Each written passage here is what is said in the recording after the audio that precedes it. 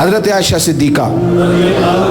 رضی اللہ تعالیٰ عنہ فرماتی ہیں ایک عورت تھی اور اسے نبی پاک صلی اللہ تعالیٰ علیہ وسلم نے وہ کلمہ پڑھ کے مسلمان ہوئی، مدینہ طیبہ آ گئی تو حضور نے مسجد نبوی شریف میں اس کے لیے مکان، ایک سادہ سا کمرہ ساتھ مسجد کے بنوا دیا، وہیں رہنے لگی۔ اکثر وہ سیدہ طیبہ کے پاس آتی تو حضرت عائشہ صدیقہ رضی اللہ تعالیٰ عنہ فرماتی ہیں وہ بڑی باتیں سناتی اور آخر میں کہتی وہ ہار والا دن بھی بڑا عجیب دن تھا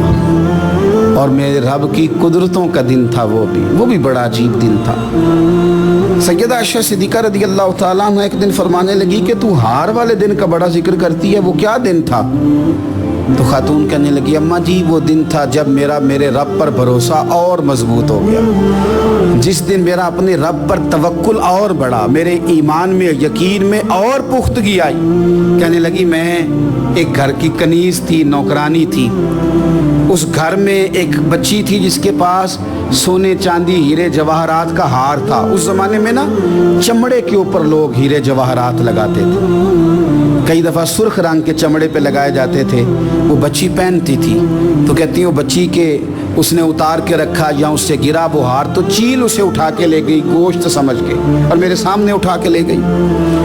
گھر والوں نے مجھ سے پوچھا، یہ بخاری میں موجود ہے،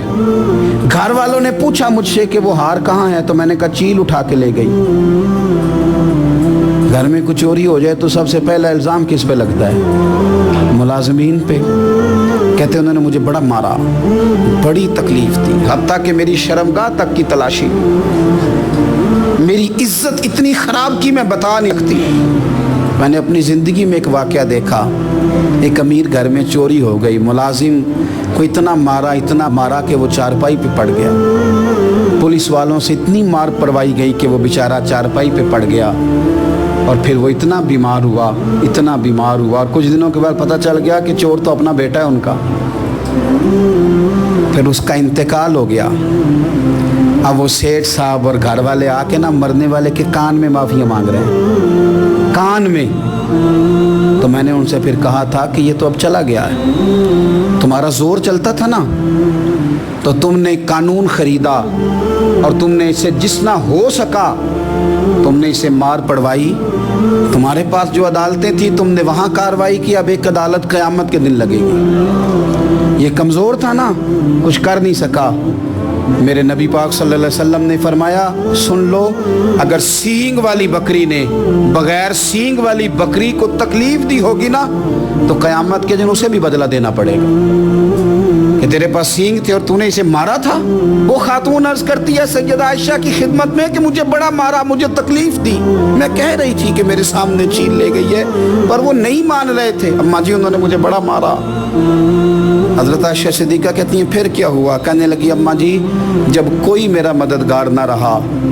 مجھے تکلیف دے رہے تھے، رسوا کر رہے تھے، تو میں نے اپنے رب سے مدد چاہی، میرے رب کی طرف میں نے توجہ کی، میں نے کہا مالک اب تو ہی میرا مددگار ہے۔ کہتی ہے وہ مجھے مار رہے تھے تو وہ چیل جو ہار لے گئی تھی وہی لے کے واپس آ گئی اور ہمارے سروں کے قریب لا کے اس نے جب اس ہار کو پھینکا وہ مجھے چھوڑ کے سائیڈ پہ ہوئے، وہ میری بے گناہی جان گئے، لیکن آپ کو بتاؤں اس دن سے میرا اپنے رب پر یقین اور بڑھ گیا۔ مجھے سمجھ آ گئی کہ جب انسان پورا ٹوٹ جاتا ہے اور جب کوئی چاروں جانب اس کا مددگار نہیں ہوتا تو رب تو ہوتا ہے نا، اللہ تو اس کا مددگار ہوتا ہے نا، وہ تو پھر اپنے اس بندے کی مدد کرتا ہے نا، پھر وہ تو توانائی دیتا ہے نا، وہ تنہا نہیں چھوڑتا، وہ تو آنسوؤں والوں کے آنسوؤں پہ بڑا کرم فرماتا ہے، وہ تو قسم پرسی میں آ جاتا ہے، اس کی رحمت بڑھ کے استقبال کر لیتی ہے۔